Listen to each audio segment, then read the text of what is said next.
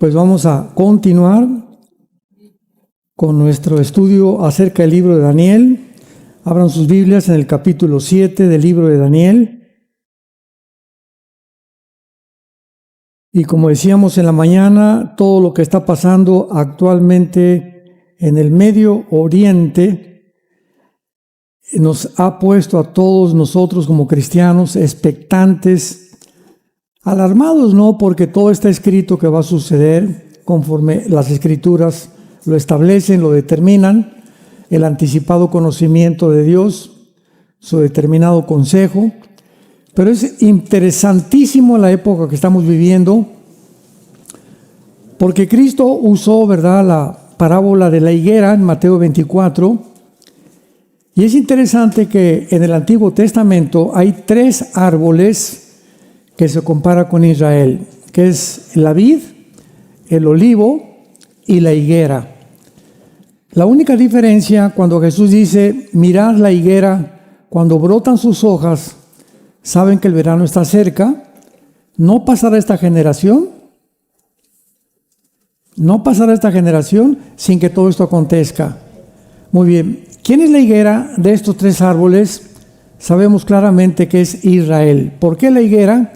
Porque el olivo es el único árbol que se mantiene verde durante todo el año. Y la higuera se seca. Y es precisamente en el verano cuando la higuera vuelve otra vez a reverdecer y a dar los famosos higos. Y la vid representa el trabajo de Jesús en la tierra. Juan 15, mi padre es el labrador, pero mi padre es el que está labrando y yo soy la vid verdadera. Jesús se representa como la vid. Y antes de morir Jesús dijo que maldijo a una higuera, ¿se acuerdan? Iba caminando con los discípulos, ya regreso a Jerusalén, a la cruz, y maldijo una higuera y dijo, nunca su fruto vuelva a nacer. Entonces, ahí era una representación de una maldición que iba a venir sobre la nación de Israel por haber rechazado al Mesías. Entonces, si la higuera es Israel, en esta parábola de Jesús, y él dice que iba a reverdecer, ¿cuándo reverdeció la higuera? O sea, Israel, el 14 de mayo de 1948. Después de casi 2000 años, y en el 48, porque ahorita me preguntaban mucha gente, ¿cuándo cree usted que nos falta o cuándo cree que venga Jesús? Bueno, de acuerdo a la parábola de la higuera y al patrón de 7 días que están de la creación, que el 7º día es el descanso, o sea, sería el milenio. En Oseas capítulo 5 y capítulo 6 dice Israel, después de 2 días nos resucitará. O sea, no hay pierde. Después de 2000 años, o que se cumplan estos 2000 años de la época de la iglesia, Jesucristo tiene que regresar. Porque de Adán a Abraham son 1000 años. De Abraham a Jesús son 2000 años. De allá para acá son 2000 años y tenemos 6000 años esperando ya al Mesías. Y tiene que completarse los 2000 años de la época de la gracia. ¿Y en qué año nos encontramos? ¿Por qué no estamos en el año 2000? Ya hubiera venido Cristo, ¿verdad? Porque tienen que pasar los últimos 2000 años de los 6000 años de historia para entrar al milenio, que es el 7º día, que es el patrón de los días escogidos de Dios para que se cumplan las profecías. Bueno, es que cuando Jesucristo murió en el año 33 de nuestra era, y que tenemos que quitar los 33 años de nuestro calendario solar, porque se cambió el calendario lunar. De los judíos tienen 360 días. No los voy a hacer bolas. Los judíos tienen un calendario de 360 días. El Papa Gregorio Romano cambió el calendario de 360 a 365, más o menos 3 siglos después de que Cristo murió. Y después los judíos, cuando vino la destrucción de Jerusalén y del templo en el año 70, perdieron todos los pergaminos e inventaron los judíos, ahorita que estamos en el año 2000, en el año 2787-88, porque querían contradecir todo lo que el Nuevo Testamento decía respecto al nacimiento del Mesías. Fíjense nada más qué tremendos los judíos ortodoxos. que son los fariseos del siglo XX. Entonces, si quitamos los 33 años de Cristo, porque Cristo murió bajo la ley, no bajo la gracia, entonces estamos en el año 2025, ¿verdad? Le quitamos 33, ¿cuánto es? A ver, mis matemáticos. 2025 menos 33, 1990 y 92, ¿correcto? Entonces, de acuerdo a este cálculo, faltarían 8 años para que todo terminara. No son fechas exactas, son aproximaciones nada más, porque se perdieron muchos años bisiestos y puede haber un margen de error de 4 a 5 años máximo. Entonces estamos, no sé, a 10, 15 años posiblemente de que todo esto termine. Para que comience el milenio. No, la tribulación, ¿verdad? Tiene que ser 7 años antes del milenio. Exactamente, tiene que estar incluido esa fuerza. Así es. Entonces, solamente estos son cálculos para poder saber, no podemos poner fecha, no podemos poner día, son aproximaciones de señales de acuerdo a los patrones que están establecidos en la palabra de Dios. Entonces, lo único que podemos saber es lo siguiente, que nosotros somos la última generación. Cuando Jesús dijo no pasará esta generación, no pudo haber sido la generación de Él, porque ninguna de esas señales se cumplió en los tiempos de Cristo. No ha habido otra generación en la que se cumplan las señales más que en la nuestra, en la época que estamos viviendo, como vimos los últimos días de la iglesia. Ahora faltan los tiempos finales de Israel. Israel es el centro, el ombligo de Dios y el centro de Jerusalén que provocará la tercera guerra mundial. Y ahorita está en debate la ciudad de Jerusalén, precisamente. Ahora, ¿por qué vamos a Jerusalén el año que entra? Como les dije, del 3 al 23 de abril, porque es la única ciudad que no van a bombardear. Porque también es sagrada para los musulmanes. ¿No han oído ustedes que nunca han bombardeado Jerusalén? Han bombardeado Tel Aviv, algunas cosas, pero Jerusalén no se meten. Y ahí vamos a estar. Los que nos acompañen el año que entra, tal vez al último viaje. Ojalá que Jesús venga estando nosotros allá. Muy bien. En el capítulo 7 de Daniel encontramos la cuarta bestia, que fue donde nos quedamos, espantosa, terrible, que tenía, versículo 7, capítulo Daniel de 7, que tenía 10 cuernos. Ya vimos que estos 10 cuernos van entonces a surgir del antiguo imperio romano, que es la cuarta bestia, espantosa, terrible, que no había otro nombre para poder calificarla. Y acordémonos que el imperio romano no solamente fue Europa, sino fue también Europa, el norte de África y el Medio Oriente. Entonces el imperio romano se extendió por toda esta zona geográfica actual. Y dice el versículo 8, aquí se pone la cosa ya muy interesante. Mientras yo contemplaba los cuernos, o sea, estos últimos 10 gobiernos que acabamos de ver, que van a formar el gobierno del anticristo, 10 cuernos, 10 gobiernos, mientras yo los contemplaba, otro cuerno pequeño salía de entre ellos. Cuando se formen 10 gobiernos o 10 naciones, de una de estas 10 naciones va a surgir el anticristo, que es el cuerno pequeño. Lo vamos a confirmar en unos momentos.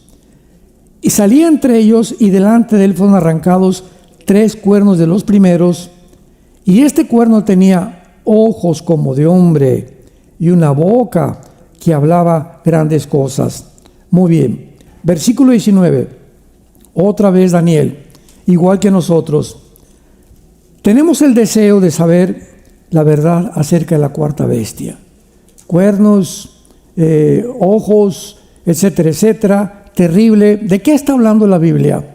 Vamos a esperarnos, y la Biblia se interpreta con la misma Biblia. Tuve deseo de saber la verdad acerca de la cuarta bestia, que era tan diferente de todas las otras, espantosa en gran manera, que tenía dientes de hierro, uñas de bronce, que devoraban y desmenuzaban las obras con sus pies.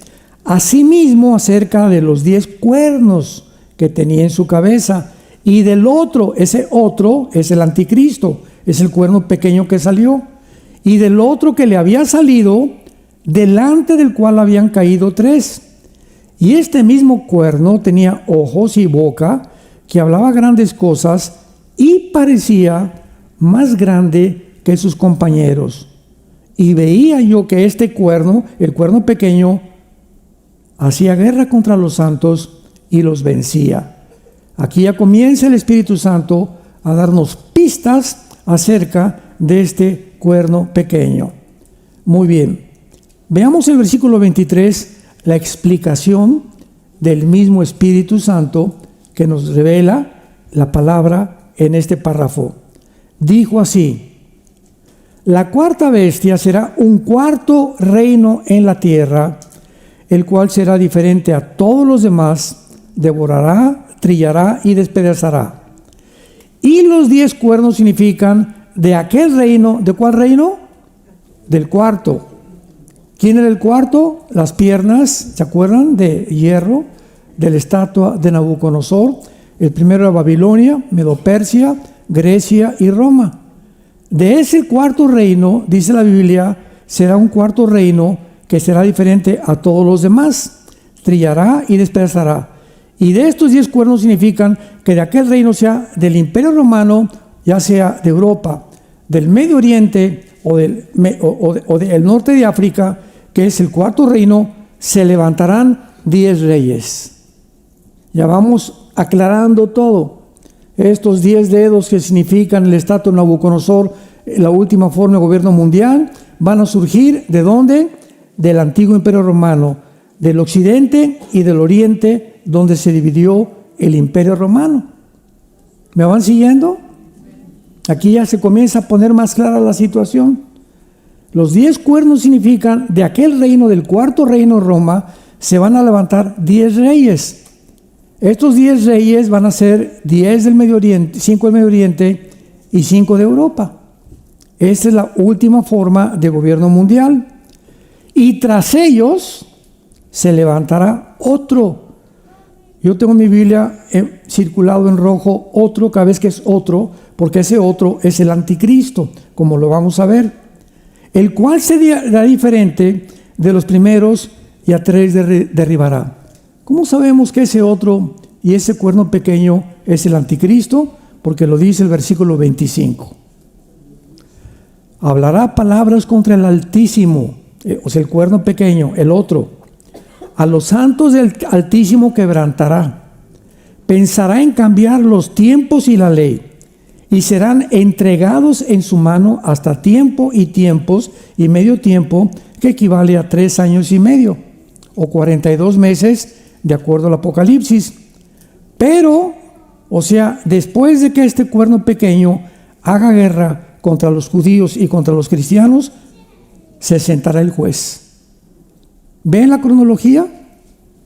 Inmediatamente vendrá el juez, le quitarán su dominio para que sea destruido, y que el reino, qué precioso es el versículo 27, y que el reino y el dominio y la majestad de los reinos debajo del cielo sea dado ¿a quiénes? ¿A los ángeles?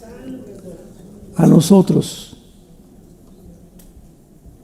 A ti, mi hermano, a ti, mi hermana que me escuchas, estamos destinados a ser reyes de Dios, a gobernar en la otra vida. Ya el cáncer, la falta de dinero, las guerras, la pobreza, los problemas, las preocupaciones con los hijos, con los nietos, con el matrimonio, todo esto es un gimnasio donde estamos siendo entrenados a través del sufrimiento. ¿Por qué del sufrimiento? Porque la única forma en que se forma el carácter es a través del sufrimiento. Desgraciadamente. El sufrimiento es lo que determina el calibre de lo que estamos hechos. Yo les platicaba ahorita en la comida a unos pastores que una vez le preguntaron a un judío mesiánico, o sea, un judío que cree en Jesús como el Mesías: oye, ¿por qué ustedes dicen que son el pueblo escogido? ¿Qué se creen mucho porque son el pueblo escogido? ¿Y por qué Dios no escogió otros pueblos más? Y este judío le contestó a otro judío que lo estaba desafiando. Le digo, ¿sabes nosotros que somos el pueblo escogido? ¿Sabes para qué? Y no supo contestar el otro judío. ¿Sabes por qué nos escogió Dios? Pues te lo voy a contestar. Nos escogió para sufrir. ¿Te gustó? No ha habido ninguna etnia, ningún pueblo en la historia que haya sufrido tanto como los judíos. Los han expulsado de todas las naciones, los han perseguido de todas las naciones. Nunca ha habido holocaustos ni genocidios tan grandes como en la Segunda Guerra Mundial de los nazis, que simplemente era una etnia que no tenían bancos, no tenían armas, no tenían dinero, y Hitler se olvida de Italia, se olvida de Alemania, se olvida de Japón y se vuelve contra un grupo de personas llamadas judíos y le llama la solución final. Vamos a dedicar a hacer campos de concentración por toda Alemania, por toda Polonia, por toda Rumanía, para meter a estos cerdos y a estos changos. ¿Qué le hicieron? No hay ningún psicólogo, ningún sociólogo, ningún antropólogo que dé respuesta al odio que tenía Hitler por los judíos. ¿Por qué los odiaba? ¿Qué le hicieron? ¿A quién atacaron? ¿De qué forma amenazaban los judíos el Tercer Reich o el nazismo para que era dedicado totalmente al exterminio de que no volvieran ellos a vivir? La Biblia es la única que te explica esto. Porque sabía perfectamente bien el diablo que si los judíos regresaban a su tierra, contarían las profecías de los últimos tiempos a contarse para el pueblo de Israel. Y no pudo entonces Hitler exterminar a los judíos. Los judíos fueron salvados, se multiplicaron, se siguen multiplicando. Actualmente son como 14 millones en el mundo entero contra más de 400 millones de árabes. Y no han podido sacarlos de Israel. Y todas las guerras que han tenido, la del 48, la del 56 del Canal de Suez, la del 67, que es la guerra de los 6 días, la de Yom Kippur 1973, más los ataques de Hamas, de Hezbollah, de ISIS, de los Hutis, de los talibanes, etcétera, etcétera, no han podido sacarlos de Israel. Israel es una región geográfica tan pequeña que cabría 17 veces en el estado de California. Israel cabría 17 veces en el estado de California. Así de pequeño, así el puntito que tú ves ahí, ahí está todo el problema del mundo entero. ¿Por qué? ¿Qué revolución han causado? ¿Cómo es posible que hayan alborotado como en un gallinero el mundo entero, que todos los más de 300, 400 millones de árabes los quieran exterminar y que hayan jurado exterminarlos hasta que ellos se salgan de Israel? No quieren que vivan con ellos. Y todos estos tratados de paz nunca los judíos lo han negado, los han aceptado. El tratado de Oslo en Madrid, el tratado de Egipto, el tratado con Sisi, el tratado que hicieron actualmente, ellos han firmado. Pero cuando firman ellos, los Hamas y los árabes dicen lo siguiente: es que no queremos dos pueblos de Israel. Escuchen esto: no queremos dos pueblos, queremos toda Israel para nosotros. No queremos una parte de Jerusalén como la tienen actualmente, queremos toda la ciudad de Jerusalén. Algo, como dijo Benjamín Netanyahu, nunca lo vamos a ceder. Y si nos quieren morir, nos morimos juntos y hacemos la operación Sansón, que significa que vamos a contestar con armas nucleares. De acuerdo a la Biblia, no va a suceder eso, porque antes de que venga la exterminación de los judíos, cuando se queden solos, Cristo vendrá y intervendrá y matará al anticristo y a sus ejércitos. Y juzgará a las naciones que ayudaron al anticristo a matar o querer exterminar al pueblo judío. Esto es muy importante que lo entendamos para comprender las profecías bíblicas.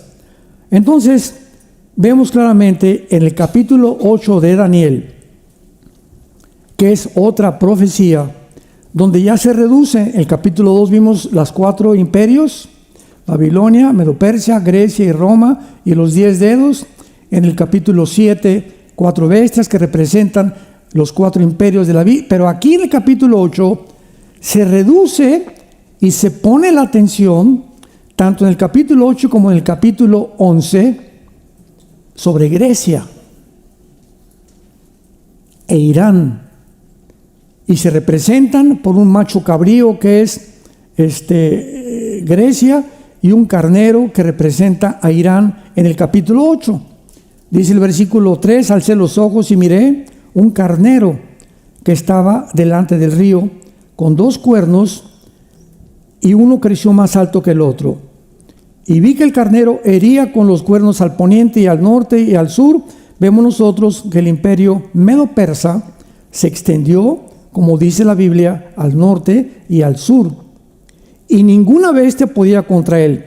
El imperio medo-persa era casi invencible. No sé cuántos de ustedes vieron la película esa, donde salen los macedonios y se enfrentan súper entrenados ellos, que así los muy fuertes sacaron, y se les vienen por la playa miles y miles y miles y miles de persas, y ponen a un rey persa gigantesco. No me acuerdo cómo se llama la película esa.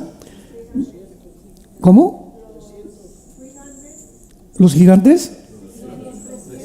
Esa, los 300, exactamente, en esa película. Ahí vemos el enfrentamiento entre el medo-persa contra un grupo bien pequeño de macedonios, súper entrenados, que claro que finalmente los vencen, ¿verdad?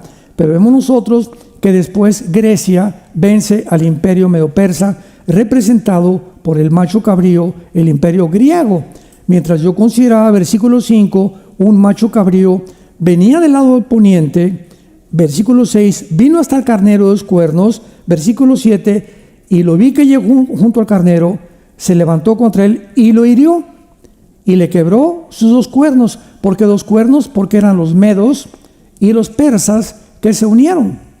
Primero comenzaron los persas, y los medios se unieron a Persia, que actualmente es la nación de Irán. Irán es Persia en el Antiguo Testamento. Lo vimos en la tercera conferencia. Ahora vean cómo la historia corrobora todo lo que la Biblia dice. Así fue vencido el imperio medo-persa, y el carnero no tenía fuerzas, fue derribado, fue pisoteado, y no había quien lo librara al carnero de su poder. Versículo 8. Y el macho cabrío, ¿quién es el macho cabrío? Vean el versículo 21, la Biblia lo interpreta. El macho cabrío es el rey de Grecia.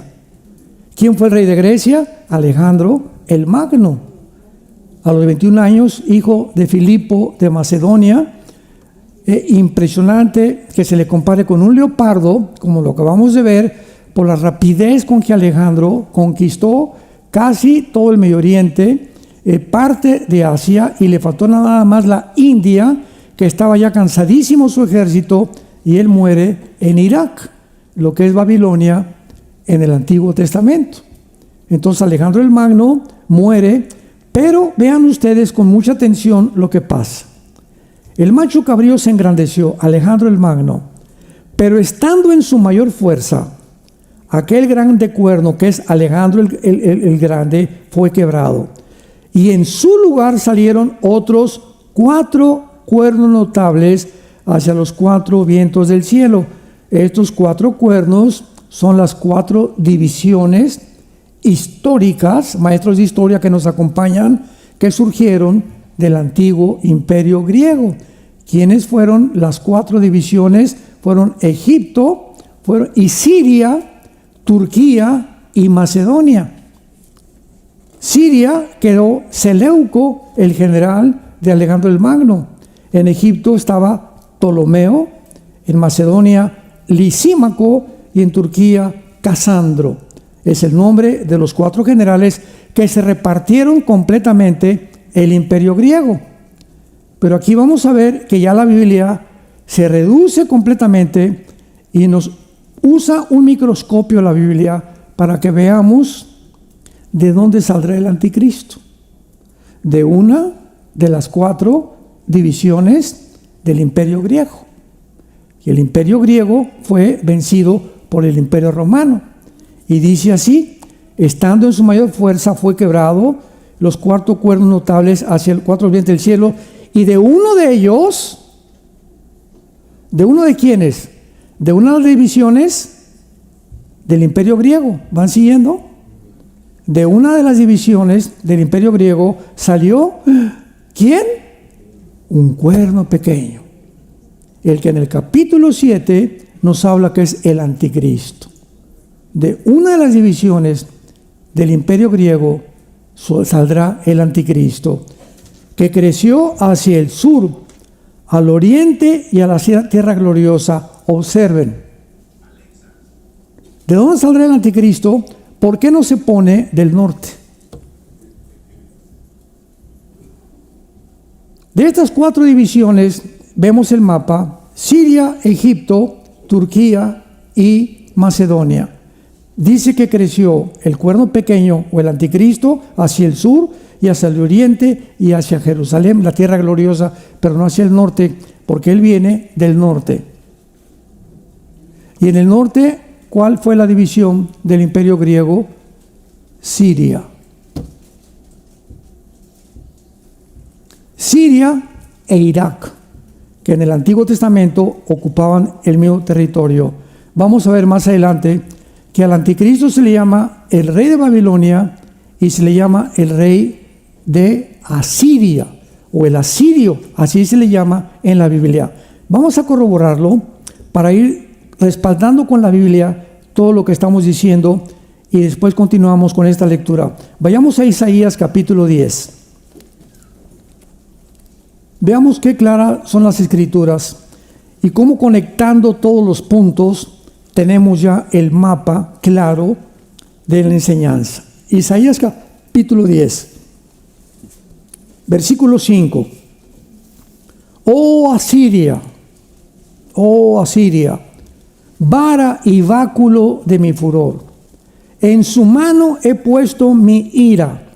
O sea, dice Dios, tú vas a ser la nación que va a castigar a las demás naciones, Asiria. Le mandaré contra una nación pérfida, o sea, Israel.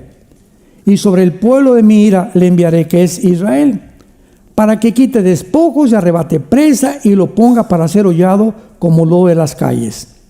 Aunque él no lo pensará así, en su corazón lo imaginará de esta manera, sino que su pensamiento será desarraigar y cortar naciones no pocas, porque él dice, mis príncipes no son todos reyes, etcétera, etcétera. Versículo 12, subrayenlo. Pero acontecerá que después que el Señor haya acabado toda su obra en el monte de Sión y en Jerusalén, castigaré el fruto de la soberbia del corazón de ¿quién? Del rey de Asiria. ¿Cuándo Dios va a terminar su obra con Jerusalén? En la segunda venida de Jesucristo. Y en la segunda venida de Jesucristo, Dios le nombra al anticristo el rey de Asiria. Veamos el capítulo 14 de Isaías. Sigámosle echando leña a la chimenea. Versículo 25, Isaías 14, quebrantaré a la Asiria, al asirio en mi tierra. Nunca ha sucedido esto. Jamás ningún rey de Asiria fue derrotado en la tierra de Jerusalén. Y en mis montes lo hollaré, y su yugo será apartado, y carga será quitada de su hombro. Este es el consejo que está acordado sobre toda la tierra, y esta es la mano extendida sobre todas las naciones. Entonces regresamos a Daniel 8, y una vez que hemos podido determinar, examinar con las escrituras que viene del norte de Israel el anticristo, en la zona geográfica que ahorita está ocupada por un excomandante del grupo terrorista que se llamó ISIS y Al-Qaeda, nombrado Al-Jolani. Este hombre Al-Jolani, que acaba de estar hace 2 semanas en la Casa Blanca besándose con Trump, ¿verdad? Eran besos y abrazos, no balazos. Es impresionante que haya podido ser determinado un terrorista que se hayan ofrecido 20 millones por su captura de dólares y que esté sentado en la Casa Blanca abrazado con el presidente Trump.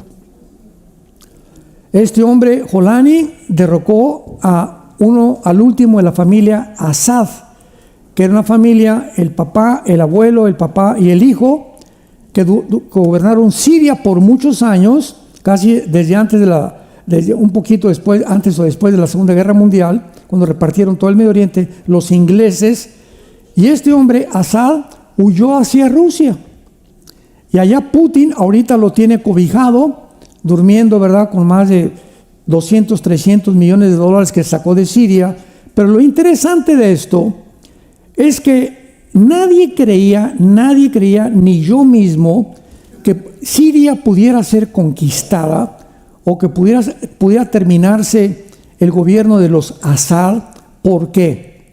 Porque Rusia tiene en Siria el único puerto naval que da al Mediterráneo.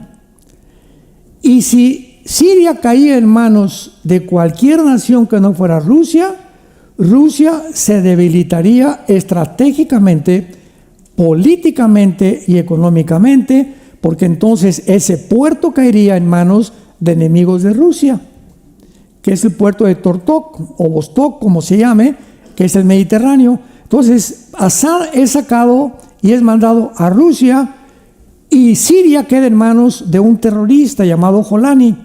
Pero al mismo tiempo en Siria quedan los Wahhabis, que es una secta de los musulmanes, quedan los drusos, quedan los kurdos, que los odia el presidente Erdogan de Turquía, y quedan otros ex rebeldes del gobierno de Assad. Entonces Siria se convierte en una olla express. Y en las últimas semanas o en los últimos meses, Jolani ha mandado matar a todos los cristianos y a todos los drusos. Los drusos es una secta, es un grupo muy pequeño, no pasan de 20, 30 mil en el mundo, que también creen en muchos principios cristianos, pero la guerra contra ellos es de los musulmanes. Y ahora, ¿quién ayudó a Jolani a derrocar a Assad? ¿Quién fue el que protegió económicamente y con armas a Sani para poder Jolani entrar a Siria? Lo protegió, lo sostuvo y lo sigue sosteniendo Turquía, que aparece en Ezequiel 38, Turquía, como una de las naciones que van a estar formando parte del anticristo. Entonces ya tenemos a Siria, tenemos a Irak, tenemos a Egipto, tenemos a esta nación de Macedonia, y tenemos también a Turquía como las naciones que van a formar el gobierno del anticristo. Qué interesante que Erdogan ha jurado exterminar a Israel. Hay dos naciones, nada más dos naciones, aunque hay más que odian a Israel, pero hay dos naciones que han jurado públicamente exterminar a Israel: Irán y Turquía. Los ayatolas han jurado exterminar a Israel en las Naciones Unidas, en el foro de las Naciones Unidas, y nadie les dijo nada. Y además Erdogan dice: yo voy a ser el jefe del próximo califato musulmán y voy a revivir el imperio otomano. Y ahorita se acaba de hacer amigo de Trump. Y ahorita los mejores amigos de Trump son Jolani, el de Siria, y Erdogan. Salieron abrazados otra vez, y le ha prometido Trump mandarle aviones a Turquía para prestárselos a Erdogan, que seguramente los va a usar en contra de Israel.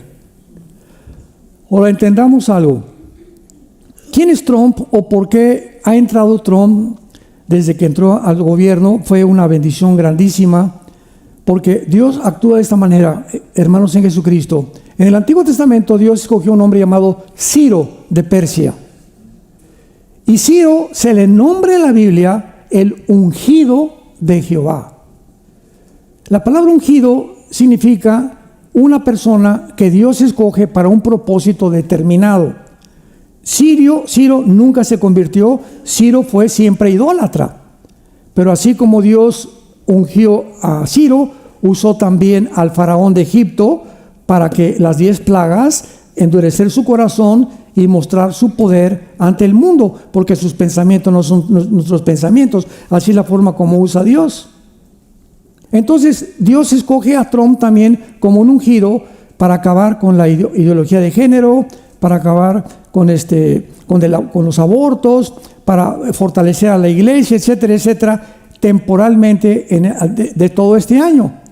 Pero estos ungidos o estas personas que Dios llama pueden en su voluntad, en su libre albedrío, voltearse contra Dios y los dones que Dios le dio, como el rey Salomón. El rey Salomón fue el hombre más sabio escogido por Dios. ¿Y qué hizo Salomón? Se volteó contra Dios y las mujeres se lo llevaron de parranda. Y se perdió el reino y se dividió el reino de Israel en Jeroboam y Roboam, porque Salomón, las mujeres lo engañaron y acabó creyendo y comenzó casándose con mujeres ajenas a Israel. ¿Qué le pasó también al rey David? Una vez que se subió al techo de su castillo y vio a Betsabé, una mujer guapísima, bañándose, esa panquecito, venga para mi reino. No, pues está casada mi rey, se acercaron los soldados, está casada, ¿cómo que está casada así? ¿Y quién es su esposo? Un hombre llamado Urías, mátenlo, mándenlo al frente de batalla y mátenlo. Y se mete David con esa mujer y se embaraza esa mujer y tienen un niño que finalmente se murió. Y sin embargo, se le llama a David conforme al corazón de Dios. ¿Cómo puede ser esto? ¿Un varón conforme al corazón de Dios? Así es, porque al mismo tiempo que David comete ese, no lo volvió a hacer jamás. Se arrepintió realmente y cada vez que David pecaba, se volvía a Dios. A Dios no le extraña que nos caigamos del caballo. A Dios se sorprende y Dios se enoja cuando nos quedamos tirados y no nos volvemos a montar al caballo. Entonces todos nosotros en diferentes épocas de la vida nos caemos del caballo. La hemos regado, como dicen en México. Hemos cometido pecados, hemos cometido errores en nuestra vida. Todos. No, aquí no hay ningún Santo Tomás, ni Santa Catalina tampoco. Pero ¿qué es lo que pasa, verdad? Dice en 1 Corintios capítulo 6, pero ya hemos sido lavados, ya hemos sido santificados. Esto éramos algunos. La iglesia son puros ex-homosexuales, ex-lesbianas, ex-secuestradores, ex-ladrones, ex-adúlteros, ex-borrachos, ex-drogadictos, ex-fraudulentos. La iglesia somos puros ex. Aquí no hay nadie que pueda decir, yo nunca rompí un plato, porque serías fariseo. Y Jesús vino precisamente por eso, por los pecadores, para que la gloria sea para Él.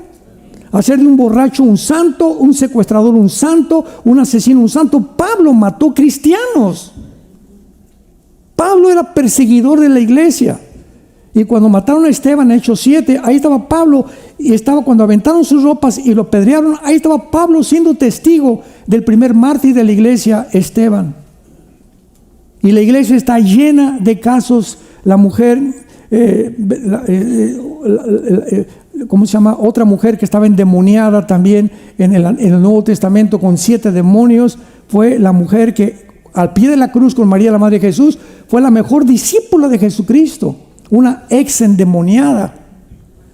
Entonces todos nosotros, como les platicaba en la otra conferencia, el Chapo Guzmán acaba de convertirse hace algunos, porque su mamá era cristiana, le dio un permiso, fue la única persona que le dio un permiso, le dio una Biblia, su mamá era cristiana, construyó una iglesia, el Chapo, allá cerca de Sinaloa, y ahora llega la mamá y antes de morir dice, mi hijo recibió a Cristo y nació de nuevo. Y la gente, ¿cómo el Chapo, ex borracho, parrindero, y tú eras mejor que él? ¿Alguien se cree mejor que otro? Los fariseos, no somos como las prostitutas y los borrachos, pues digo, hemos pecadillo, ¿verdad? Pero somos diferentes, Yo no me he rebajado tanto, ¿verdad? Tengo mis pecadillos y todo, y Cristo les dice, sepulcros blanqueados, por afuera blancos y por afuera van a la iglesia y a la misa y todo, y por dentro, ¿quién viera sus corazones que están podridos? Hipócritas, generación de víboras. Cálmate. Ya no le seguimos porque mejor vamos a la Biblia. Dice el capítulo 8 de Daniel. Veamos ahora la confirmación del anticristo surgiendo de una de las 4 divisiones del imperio griego, que en este caso es la región de Siria y de Irak. De ahí saldrá el anticristo. Y dice el versículo 9, y de uno de ellos salió un cuerno, que ya lo vimos, pequeño, que creció al sur, al oriente, hacia la tierra gloriosa, y se engrandeció hasta el ejército del cielo. Y parte del ejército de las estrellas echó por tierra y las pisoteó. ¿Quién es este? El mismo Satanás. Dice en Apocalipsis 12 que Satanás engañó a la tercera parte de los ángeles, y a los ángeles se llama en la Biblia más de 10 veces estrellas. Las echó hacia abajo. No está hablando literalmente de estrellas, eso es imposible. Entonces dice que echó parte del ejército de las estrellas, echó por tierra. ¿Quién fue esto? Más que Satanás. ¿Quién es el anticristo? Satanás en la persona de un ser humano, que es el anticristo. Se engrandeció contra el príncipe de los ejércitos, y por él fue quitado el continuo sacrificio, que el anticristo entrará al templo a los 3 años y medio de primeros de su gobierno. Y Mateo 24, versículo 21 al 22, Mateo 24, 15 al 21, dice Cristo: a ustedes los judíos, cuando vean la abominación desoladora que habló el profeta Daniel, corran a los montes, porque vendrá tribulación como nunca la ha habido. O sea, el anticristo a los 3 años y medio rompe el pacto con los judíos, entra al templo y repite el sacrificio del griego Antíoco Epífanes, que fue vencido por la familia de los macabeos. Va a ofrecer un puerco en el templo, y ahí comienza la tribulación y la persecución final, el holocausto final contra los judíos y nosotros los cristianos. Entrará y violará el continuo sacrificio. No hay más que el anticristo que puede hacer todas estas cosas. Entonces, la Biblia es clarísima en cuanto vamos avanzando y juntando las piezas. Y después el versículo 21 dice: el macho cabrío es el rey de Grecia. El cuerno grande que tenía entre sus ojos es el rey primero, que fue Alejandro el Magno. Y en cuanto el cuerno que fue quebrado y sucedieron 4 en su lugar, significa que 4 reinos se levantarán de esa nación, aunque no con la fuerza de él, que son las 4 divisiones del imperio griego. Ahora vean ustedes de qué forma en los próximos versículos se define ya el carácter del anticristo. ¿Cómo va a ser el anticristo? Versículo 23 al 25. Y al fin del reinado de estos, cuando los transgresores lleguen al colmo, se levantará un rey altivo, que es el anticristo, de rostro entendido en enigmas. La palabra enigmas, shiyah, en el hebreo significa dichos o cosas difíciles de resolver. Él va a aclarar todo el clima, el petróleo, las monedas, va a resolver los problemas del mundo, y esa persona es la que ahorita las naciones están esperando. Ahorita la gente aquí en Estados Unidos están muy decepcionados, ya se decepcionaron con Biden, con los demócratas, ahora están decepcionando con los republicanos también, porque Trump no sacó la lista de Epstein, ya está haciendo estas cosas, y por acá y esto y el otro. Rusia en México está por los suelos, y el mundo ahorita está decepcionado de los gobiernos. Ahorita hay una cosa en el corazón de todos los seres humanos. ¿Vieron ustedes en México todos los de la generación Z, más de 50,000 jóvenes que fueron a protestar contra el presidente de México hace 2 semanas? Que los patearon, no se imagina lo que los granaderos les hicieron. Muchachos de menores de 21, 22 años de edad, yendo a protestar, más de 50,000 contra el gobierno de México. Nunca en la historia los que protestaban eran chamaquitos tan jóvenes. Todos la generación Z. y vinieron de otras naciones a ayudarlos también. Hay un descontento ya y todos sabemos, no hay un gobierno que funcione. ¿Están de acuerdo? La democracia, como dijo Winston Churchill, la democracia es uno de los mejorcitos, pero no es el mejor gobierno. El comunismo y el socialismo se demostró en el siglo XX que no funcionaron y desenterraron al muertito. Y todo el continente americano, México, etcétera, Nicaragua, Bolivia, Cuba, Venezuela, vuelven otra vez al comunismo, a desenterrar al muerto, que ya se demostró que no funciona. ¿Por qué regresan a algo que ya se demostró que no funciona? Porque la única opción es el cristianismo.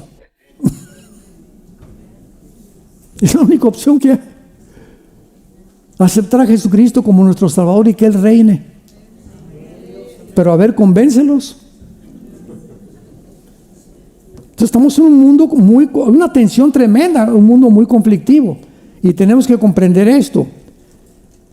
Un rey altivo, entendido en enigmas, y el poder se fortalecerá, mas no con fuerza propia. Causará grandes ruinas, prosperará y hará arbitrariamente, como sucedió en la pandemia. Nunca el mundo había visto gobiernos tan arbitrarios, tan totalitarios. Tápense, no entren aquí, no entren a los gimnasios, sáquenos de la playa, vacúnense y el que no se vacune no entra a la escuela, no se sube al avión. Nunca había habido tanta arbitrariedad, tanto totalitarismo, tanta restricción de nuestras libertades individuales como el tiempo de la pandemia. La pandemia fue el primer experimento del siglo XXI con el espíritu del anticristo. Porque detrás de toda la vacunación que había, que era pura payasada y era puro teatro, que después ya se descubrió, detrás había un plan para comenzar a experimentar cómo podemos controlar a los seres humanos. Y lo descubrieron. No hay como provocarles miedo. El miedo, el temor paraliza. El miedo te impide pensar. Yo recuerdo hace muchos años que vivíamos de niños en Acapulco, que me metí en una playa, tenía yo como 6, 7 años de edad, y me acuerdo que vi una ola que se levantó en la playa de la Condesa, pero como de 3, 4 metros, y me quedé así, y me gritaban, Mino, me decían Mino, échate a correr. Era tanto el miedo que ahí me quedó parado, y me agarró la ola y me llevó en una revolcada, como no se imaginan, casi me pude haber ahogado. Pero el susto que me dio me impidió actuar. En la noche, ¿no has sentido tú, como a la 1 de la mañana, una puerta? ¿Qué pasa? ¿Estamos así, no es cierto? Híjole, ¿qué será? ¿Alguien entró a la casa?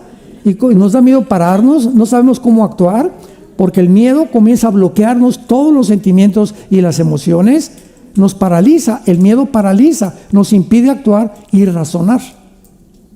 Ese es el miedo, y en el amor no hay temor, porque el que teme no ha sido perfeccionado en el amor. 1 Juan 4:18.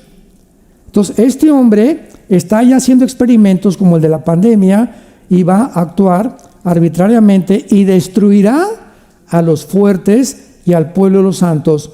Con su sagacidad hará prosperar el engaño, en su corazón se engrandecerá, sin aviso destruirá a muchos, se levantará contra el príncipe de los príncipes, pero será quebrantado, aunque no por mano humana, o sea, por Jesucristo.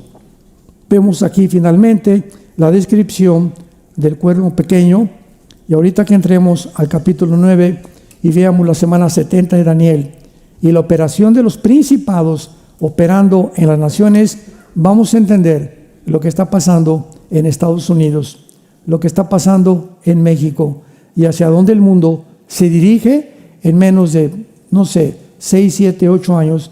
Yo le echo mi opinión personal, no más de 10 años. Padre, te damos gracias por tu palabra.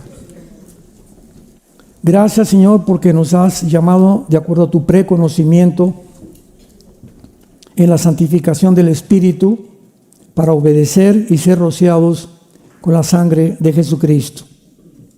y el Dios de paz, el Dios de los pastores y del pastor por el pacto sempiterno que derramó su sangre por nosotros, te pedimos, Padre, que nos hagas crecer en tu gracia y en tu conocimiento y que podamos hacer las cosas que son agradables delante de tus ojos, para ser hallados irreprensibles en la venida de Jesucristo, en quien oramos y te damos las gracias.